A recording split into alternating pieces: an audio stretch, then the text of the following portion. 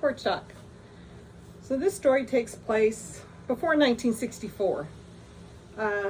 Maybe it's 1963, the 62-63 school year, and I'm in kindergarten. And let's just say it's December of 1962.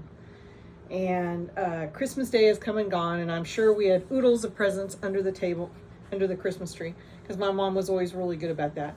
And she always, took care of decorating, and the house was always decorated and stuff. And it's, I think the day after, maybe a couple days after, and I'm walking down the street, and remember, I'm a kindergartner, so maybe I'm 6, and people have, schlepped all their wrappings, and some people even their Christmas trees, and everything's at the curb and everything.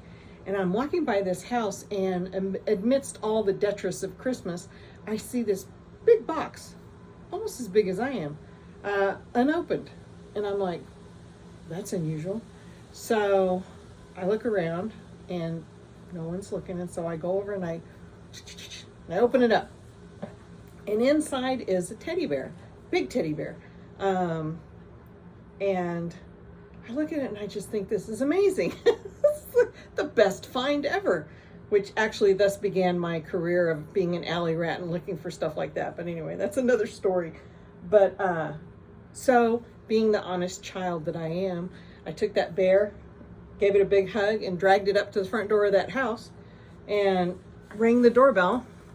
And a woman answered the door, and I said, this is what I said, do you realize you've thrown away a perfectly good bear? I must have been a weird little kid. But anyway, and she tells me, she says, yes, our son figured out what it was, and he said he was too big for teddy bears, and he didn't want it. And I'm just astounded at this statement. What a kid. I would hate to think what that kid grew up to be. But anyway, so I asked if I could have it, and they said, sure, yeah, knock yourself out, take it home. I had that bear all the way through high school. When I was in junior high, one of my brothers, I don't know which one, even if I knew, they would probably remain nameless because I wouldn't want to inflict harm on them. But somebody sprayed it with Right Guard, which was a deodorant. Could still be, I have no idea. But anyway, and then somebody else came in and put makeup on it. So I'm like in 7th grade, and I'm thinking, what smells in my room? But I didn't take it with me to college, but I used it for years as like, some people will sleep with an extra pillow and stuff.